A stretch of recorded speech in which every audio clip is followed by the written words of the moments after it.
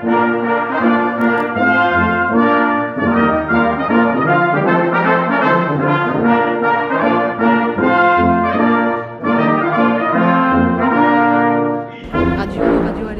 Radio Alenia, Radio Occupation Alenia. Et bonjour à tous. D'abord, l'idée de l'Agora, c'est la première qu'on fait. Du coup, on va voir la forme que ça prend, mais c'était aussi d'arriver à pouvoir rassembler un peu du monde qui n'est pas là depuis 3 semaines. Ça fait 3 semaines qu'on a décidé d'occuper ce lieu, qu'on a mis le pied dans la porte. Et donc, c'est chouette d'avoir du monde aujourd'hui, des nouvelles têtes, et de pouvoir un peu préciser et de pouvoir discuter un petit peu des enjeux de notre présence ici. On s'est inscrit, nous, dans le mouvement qui a, si vous avez suivi, des occupations qui est un peu partout en France dans les théâtres, qui a commencé il y a plus d'1 mois à l'Odéon et qui a un peu essaimé dans toute la France. Là, on en est à peu près à 102 occupations de lieux culturels sous diverses formes. Et voilà, ce qui est important à dire, c'est que cette occupation, bien sûr qu'elle nous concerne en tant qu'artistes qui avons commencé ici ou de personnes qui travaillent autour de la culture sur des lieux ou en tant qu'artistes ou en tant que techniciens, mais que dès le début et même avant que ça commence à l'Odéon, les réflexions et les revendications, elles sont, comme c'est écrit au-dessus de moi, beaucoup plus larges que l'idée du secteur culturel, quoi. Et l'idée n'est pas juste ouvrez les portes des théâtres et laissez-nous faire notre métier. Il est dans quelles conditions ça va se passer au vu de la période qu'on vit depuis 1 an, mais depuis 30 ans aussi en fait. Donc c'est pour ça que les revendications, elles sont assez centrées sur le retrait de la réforme chômage, de la prise en compte des problématiques qu'il y a par rapport à la crise et par rapport à cette réforme, notamment les personnes qui sont en congé maladie, accident du travail ou les femmes enceintes, puisque toutes ces personnes-là n'ont pas le droit à leur congé, n'ont pas le droit à des aides pendant la période. Que ça s'ouvre, les intermittents du spectacle travaillent par intermittence, mais ce n'est pas les seuls. Et eux ont la chance d'avoir un régime qui leur permet un peu de slalomer et de s'en sortir plus ou moins selon. Mais il y a tous les autres intermittents du travail qui sont les intérimaires, qui sont les saisonniers. Il y a tous ceux qui ont besoin d'avoir des gens dans leurs locaux pour pouvoir travailler, les gens qui ont des cafés associatifs, des bars ou des lieux de concert, etc., qui sont largement impactés par ce qui se passe en ce moment. Et les enjeux, ils sont de réfléchir à si ça doit reprendre et quand ça va réouvrir, sous quelles conditions, vu que de toute façon tout le monde aura traversé une période assez compliquée. Et les quelques statistiques qui sortent en ce moment, elles ne sont pas du tout rigolotes. On en reparlait tout à l'heure. C'est quoi? C'est en 2020, 3,5 millions de personnes avaient besoin de l'aide alimentaire. 5,5 millions, on est passé à 8 millions en 1 an, quoi, de personnes qui ont besoin d'avoir de l'aide alimentaire. Le RSA, il explose. Du coup, la crise, elle est hyper violente. Et de toutes les analyses qui ont été faites de la réforme de l'assurance chômage, c'est pas une grande surprise, ça fait longtemps qu'elle est discutée. Ça va envoyer beaucoup de monde dans des situations compliquées. Et donc nous, on est concernés en tant qu'artistes, en tant qu'intermittents, ou en tant que personnes qui travaillent dans la culture en ce moment, parce qu'on fait partie des personnes qui sont les plus empêchées de travailler, mais il n'y a pas que nous, il y a vraiment beaucoup de monde. Mais ça concerne tout le monde en fait. Ça concerne ceux qui ont encore un boulot et peut-être qu'ils l'auront plus. On ne sait pas les accidents qu'il y a dans la vie et comment ça fluctue. Ça concerne tout le monde parce que la plupart des gens avons des gamins, ils vont arriver dans une situation où si on n'est pas le champion et on n'est pas le boss, ça va être compliqué. Et à cet endroit-là, l'enjeu de cette mobilisation, elle est vraiment d'ouvrir sur cette donnée-là, quoi, en fait. C'est pas qu'une question d'artistes et de pouvoir aller faire des concerts et nos petits spectacles devant du public. Ça concerne tout le monde, quoi. Autant le public, autant les gens, autant les chômeurs et les précaires qui sont déjà impactés, qu'ils étaient déjà avant, parce que c'était pas le monde des bisounours avant du tout. Les luttes, elles n'ont pas commencé avec ces occupations, elles ont commencé avant. Et à ces endroits-là, voilà, ça nous paraît urgent et pas possible de ne pas surfer sur une vague de mobilisation qui commence autour de la culture, mais qui est beaucoup plus large que ça, quoi. Et c'est un peu les enjeux de cet endroit-là, ici, à Alenia, d'avoir un endroit où nous, on peut se réunir depuis 3 semaines, discuter, réfléchir à comment on est présent, comment ces revendications, elles nous parlent, quel lien on peut faire avec ici le tissu local, régional, avec d'autres problématiques, parce qu'il y a des choses qui sont nationales et il y a des choses qui sont locales, quoi. Et il y a des vérités qui sont différentes.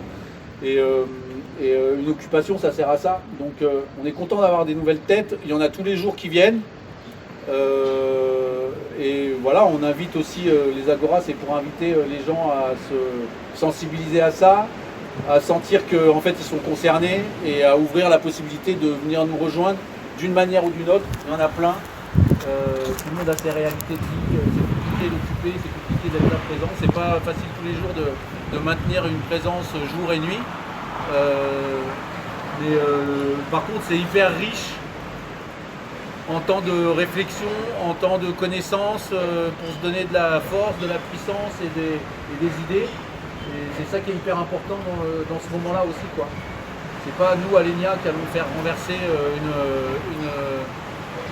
une loi à nous tout seuls. C'est parce que ça participe à quelque chose de plus grand et que parce que c'est un peu plus grand, ça donne de la force, quoi.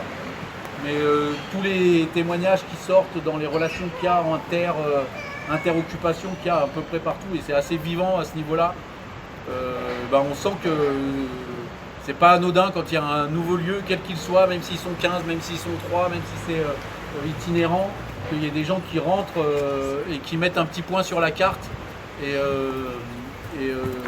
Voilà, quoi. Je vais m'étaler sinon. Je pense avoir... si toi tu veux reprendre aussi un peu sur les... Là, il y a plusieurs rendez-vous qui s'annoncent dans les semaines qui viennent, qui sont des... voilà, en fait, on cherche aussi des endroits où on peut avoir un impact. Ici, c'est assez spécifique. C'est hyper chouette d'avoir ce lieu pour se rencontrer. Et en même temps, on est loin d'un gros centre-ville. C'est pas ici qu'on touche beaucoup de monde. Donc, comment faire pour toucher plus de monde et avoir un temps, en fait... pour pouvoir exposer des choses telles que je le fais maintenant. Je ne sais pas si c'est bien fait ou pas, mais en tout cas c'est des sujets importants. Voilà, ça c'est en 3 semaines, il y a 3 comités qui sont en train de se monter. Comité théâtre, comité d'artistes, musiciens et artistes un peu mélangés. Théâtre et spectacle vivant. Théâtre et spectacle vivant, voilà. Et les lieux, bar, asso, salle, théâtre. Ça c'est énorme. Donc rien que ça, ouais, nous on est hyper contents. Voilà. L'idée, Très content même. dans les bureaux des directions régionales, tout ça, ils commencent à se poser la question, mais à l'ouverture des salles, à partir du 15 mai, qu'est-ce qu'ils vont faire ces occupants? On va continuer d'occuper en fait, parce qu'on est en train d'entamer un travail là qui doit perdurer après sur le territoire. C'est très bien que si on n'investit pas les institutions, on ne sera pas écouté, on ne sera pas entendu. Si on veut que les choses changent, il faut aussi investir les institutions et aller interpeller ces élus-là, voilà, leur demander des positionnements clairs. Ça passe par ça, ça passe par le vote, ça passe par aller voir des spectacles. Il y a une collecte aussi qui s'est montée, qu'on n'est pas amené nous à distribuer parce qu'on n'a pas le droit, on n'est pas agrémenté pour, donc on le donne au CCAS, au Secours Populaire et à des personnes isolées qui sont en contact avec la PACE, qui est un collectif, un comité de chômeurs et précaires.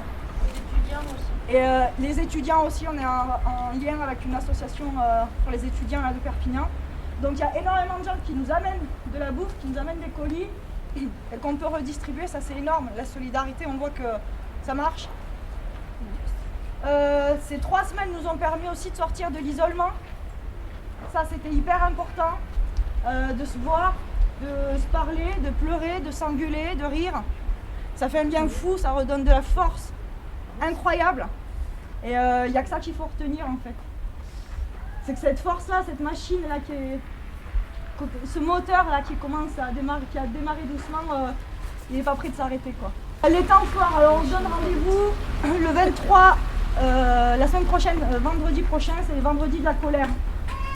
Donc nous on va y participer avec une action spontanée artistique en ville, à Perpignan, dans la ville de Monsieur Ayot. Pas sa ville. Ah bah ouais, merci, vous réagissez. Perpignan, la catalane. Perpignan, la libérée. Donc l'idée c'est d'aller faire un flash mob en ville, où on va dessiner des silhouettes de précaires, d'artistes morts au sol, comme des scènes de crime. Et on va faire des pochoirs, voilà, où on va un petit peu redécorer Perpignan pour parler de ce qui se passe autour de l'assurance chômage, les chiffres, voilà, sur la précarité. Et puis surtout, on va appeler un rendez-vous le 24, le lendemain, le samedi.